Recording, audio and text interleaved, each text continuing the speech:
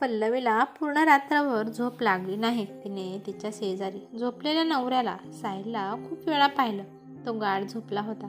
2-3 वेळा ती तिच्या मुलांच्या खोलीत पण जाऊन आली, तरी पण तिला काही सुचत नव्हतं. उद्या तिच्या मनावर काय परिणाम होईल हे तिला कळतच नव्हतं. काय उद्या सकाळच्या फ्लाईटने जाऊ बाईची गौरीची लहान बहीण आनंदी येणार होती. पल्लवीच्या लग्नाला 6 वर्ष झाले आहेत. ह्या 6 वर्षात तिने कधीच स्वानंदीला पाहिलं नव्हतं. फक्त तिच्या बाबतीत तिने ऐकलं होतं. जेव्हा पल्लवीच्या लग्नाला 15 दिवस झाले होते, तेव्हा हसत हसत मोठ्या जावेने गौरीने तिला सांगितलं होतं की साहिल तिच्या बहिणीचा स्वानंदीचा दिवाना होता. जर त्यावेळेस लग्नाच्या ऐवजी तिने तिचं करिअर निवडलं नसतं तर आज तुझ्या जाग्यावर माझी बहीण स्वानंदी, माझी लहान जाऊ असती. तिला दिल्लीला चांगला जॉब मिळाला, त्यामुळे तिने प्रेम मोहब्बत हे सगळं सोडून दिलं आणि ती दिल्लीला निघून गेली. इथेच मुंबईमध्ये राहून 2-3 वर्ष शिक्षण घेतलं होतं.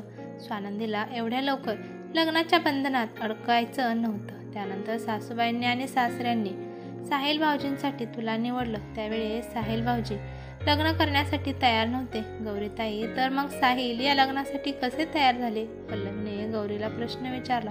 तेव्हा स्वानंदीने साहिल झोपून भाऊजी सोबत लग्न करण्यासाठी पूर्णपणे नकार दिला होता.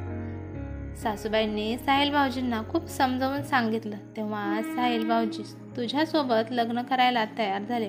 त्यावेळेस तर पल्लवी शांतपणे तिच्या नवऱ्याची असफल प्रेमाची कहाणी ऐकत होती आणि हे सगळं ऐकून तिला दुःख पण वाटत होतं. पण तिने तिच्या मनाला खूप मजबूत बनवलं आणि या 6 वर्षात पल्लवीने तिच्या नवऱ्याच्या मनात तिने जागा पण निर्माण केली होती. पण काल रात्री स्वानंदीचा फोन आला होता.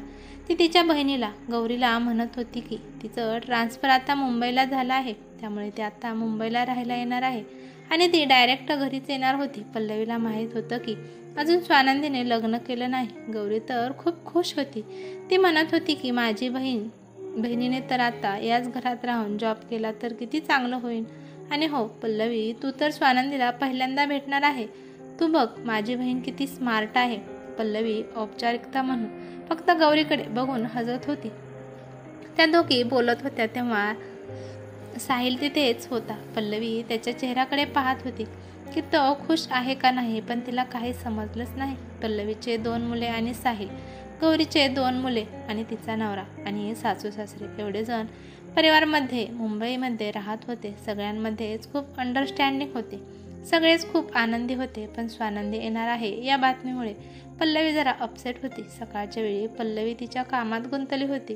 गौरी खूप खुश होती. स्वानंदी पल्लवीला म्हणाली की पल्लवी, आपण आज स्वानंदीच्या आवडीचा नाश्ता आणि जेवण बनवून. पल्लवीने हा म्हणून मान हलवली. त्यानंतर पल्लवी आणि गौरी दोघी पण किचनमध्ये बिझी झाल्या. टॅक्सी गेटपाशी येऊन थांबली. गौरी तिच्या नवऱ्याला म्हणाली की अहो, स्वानंदी आली आहे असं वाटत आहे, त्यामुळे तुम्ही आज उशिरा ऑफिसला जावा. अगं गौरी, हे काय बोलत आहेस? अगं माझ्या लाडाची मेहुणी येणार आहे, तर मग मी उशिराच ऑफिसला जाणार आहे. स्वानंदीने खूप आनंदात घरात प्रवेश केला तर सगळ्यांना खूप आनंदाने भेटली. गौरी पण आनंदातच तिच्या गळ्यात पडली. त्यानंतर गौरीने स्वानंदीची पल्लवीसोबत ओळख करून दिली. स्वानंदीने जशा प्रकारे पल्लवीला वरून खाली निहाळलं हे पल्लवीला आवडलं नाही, तरी पण ती तिला पाहून खुश आहे असं दाखवत होती. स्वानंदी जेव्हा दुसऱ्यांसोबत बोलत होती तेव्हा पल्लवीने तिला पाहिलं तर खरंच स्वानंदी खूप सुंदर, स्मार्ट आणि आकर्षक दिसत होती. तिने छोटासा टॉप आणि जीन्स पॅन्ट घातले होते. जेव्हा साहिल त्याच्या खोलीतून बाहेर आला तेव्हा स्वानंदी पुढे हात करून साहिलला म्हणाली की हाय साहिल, कसा आहेस? साहिलने पण हात पुढे केला आणि म्हणाला की मी ठीक आहे, तू कशी आहेस आणि मी कशी दिसत आहे? साहिल हसत म्हणाला की तू अजून पण तशीच दिसत आहे जशी तू आधी दिसत होती. दोघांचं बोलणं ऐकून पल्लवीला दुःख झालं, परंतु ती नॉर्मल आहे म्हणून सगळ्यांना दाखवत होती.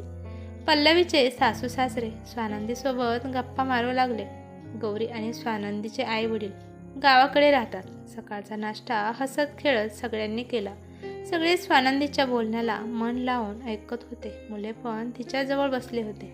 पल्लवीची मुले पण थोड्या वेळ तिच्यापाशी गेले नाही, पण हळूहळू करून ते पण तिच्यापाशी गेले. हे सगळं पाहून पल्लवीचं मन बेचैन होत होतं. तेव्हा अचानक स्वानंदी गौरीला म्हणाली की गौरीताई, माझ्यासाठी आता एक चांगला फ्लॅट बघ, मी तिथे शिफ्ट होणार आहे. गौरी तिला म्हणाली की अगं गप्प बस, आता तू आमच्यापाशीच इथे राहणार आहे.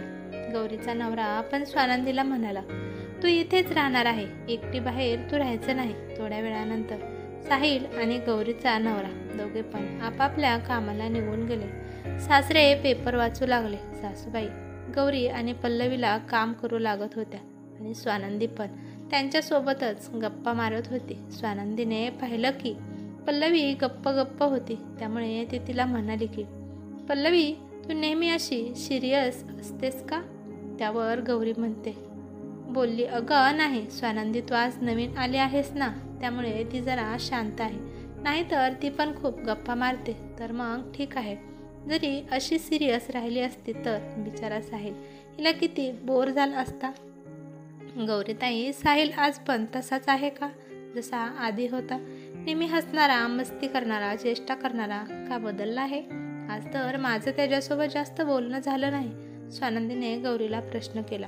जेव्हा संध्याकाळी साहिल भाऊजी येतील तेव्हाच तूच बघ, ते पण अजून तसेच आहेत. स्वानंदीमुळे पल्लवी कुठे ना कुठे खूप उदास होती. दुपारचं जेवण झाल्यावर पल्लवी तिच्या खोलीत जाऊन काहीतरी विचार करत बसली होती. तिला आठवलं की जेव्हा तिचं लग्न झालं होतं तेव्हा साहिल खूप टेन्शनमध्ये असायचा.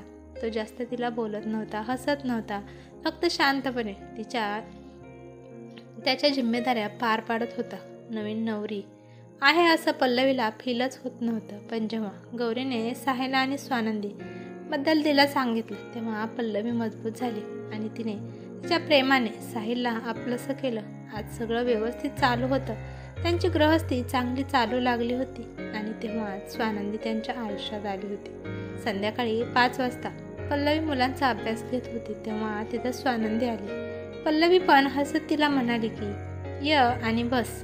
पण स्वानंदी तर डायरेक्ट जाऊन बेडवर बसली आणि ती पल्लवीला म्हणाली की पल्लवी, साहिल किती वाजता घरी येतो? पल्लवी उदास होऊन म्हणाली की 8 वाजेपर्यंत घरी येतात. अरे देवा, अजून 2 तास आहेत, मला तर खूप बोर होत आहे. पल्लवी म्हणाली की चहा पिणार का? तर ती म्हणाली की नाही, जेव्हा साहिल येईल तेव्हा त्याच्यासोबत चहा घेईल. स्वानंदी साहिलबद्दल बोलत होती तेव्हा पल्लवीला आवडत नव्हतं, पण ती काही करू शकत नव्हती. कोणाला बोलून तिला वाईट बनवायचं नव्हतं. जेव्हा संध्याकाळी ऑफिसवरून साहिल घरी आला तेव्हा त्याला पाहून स्वानंदी खूप खुश झाली. साहिलच्या शेजारी बसूनच स्वानंदी चहा पित होती. घरातले सगळे पण तिथेच बसले होते. साहिलने पल्लवीकडे पाहिलं तर ती उदास दिसत होती, त्यामुळे तो तिला म्हणाला की पल्लवी, काय झालं आहे? तू उदास का आहे? तुझी तब्येत ठीक आहे ना? पल्लवी हळू आवाजात म्हणाली की मी ठीक आहे.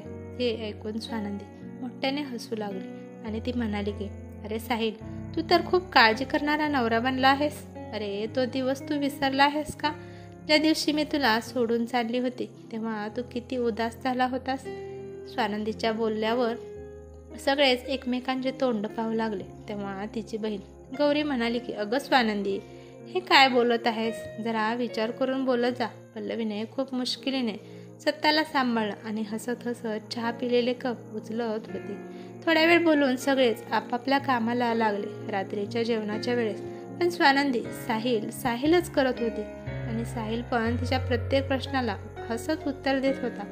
दुसऱ्या दिवशी स्वानंदीने पण तिचं ऑफिस जॉईन केलं. सगळे ऑफिसला निघून गेल्यावर पल्लवीने मोकळा श्वास घेतला. कमीत कमी संध्याकाळपर्यंत तरी ती मानसिक त्रासापासून लांब राहील असा विचार ती करत होती. असेच दिवस जात होते. सकाळच्या वेळी सगळेच ऑफिसला जात होते आणि ते संध्याकाळीच येत होते.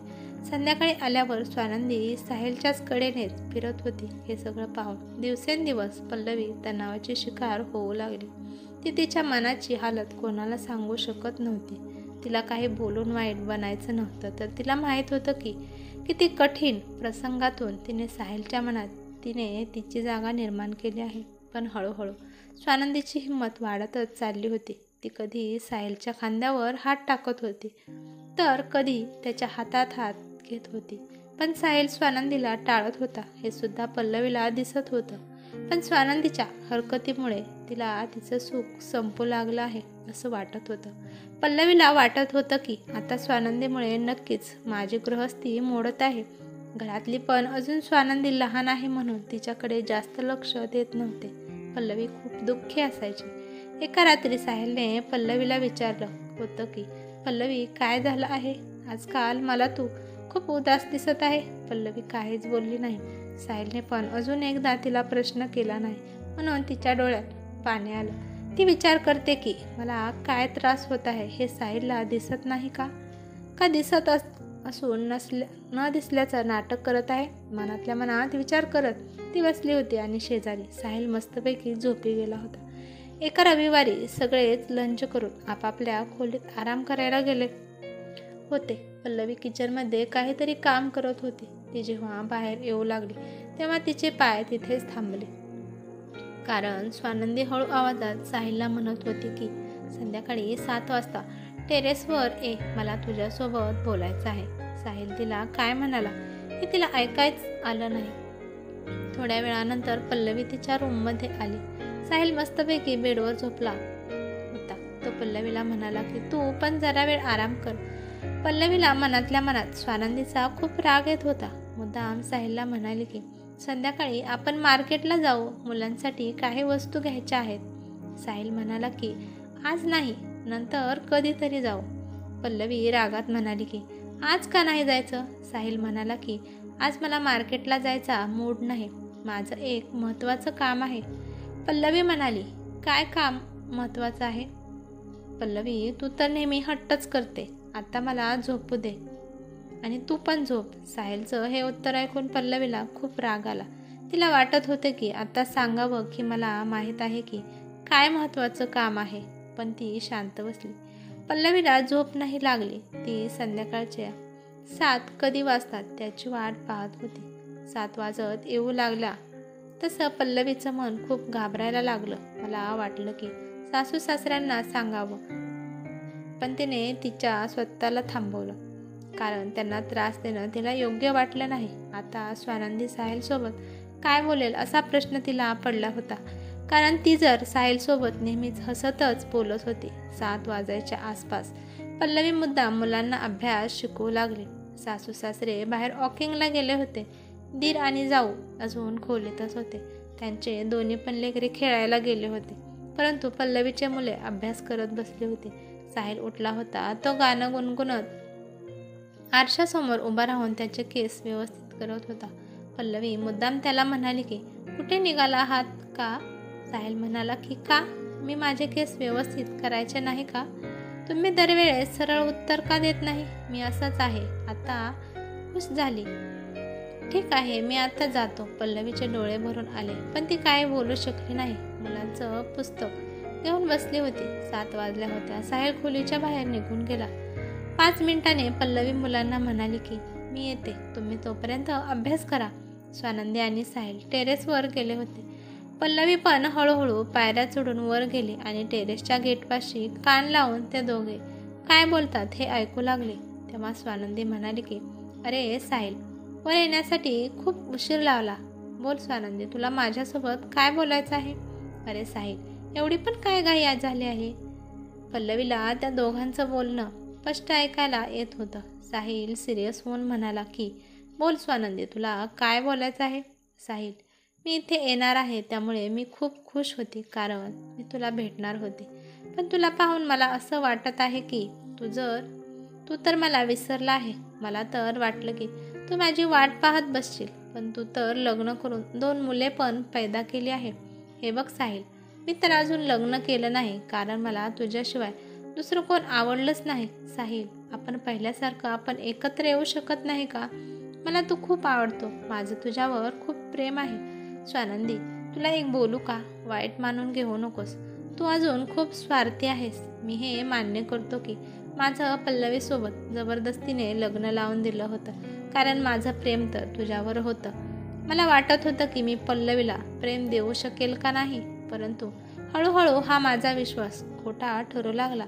पल्लवीच्या प्रेमाने आणि समर्पणाने माझं मन तिच्याकडे आकर्षित होऊ लागलं. तिने घराचा प्रत्येक कोना सुख शांतीने भरून काढला. आता मी पल्लवीशिवाय जगणं स्वीकार करणार नाही. पल्लवी जशी माझ्याजवळ येऊ लागली तसं माझ्या मनाबद्दल तुझ्याबद्दल असणारं प्रेम काळजी सगळं निघून गेलं. आता मला तुझ्याबद्दल माझ्या मनात कोणतंच प्रेम नाही. माझं फक्त आता पल्लवीवर प्रेम आहे. मी माझ्या पल्लवीला सोबत खूप खुश आहे. पल्लवीला साहिलच्या आवाजात तो माझ्यासोबत खुश आणि संतुष्ट आहे हे त्याच्या आवाजावरून स्पष्ट दिसत होतं. हे बघ स्वानंदी, तू इथे वहिनीची बहीण म्हणून आदराने राहू शकते, पण मी तुला स्वीकारेल आणि आपलं काही नातं बनेल अशी अपेक्षा ठेवून अजिबात इथे राहू नकोस. पण मला तर हे वाटत आहे की तू इथे राहूच नये.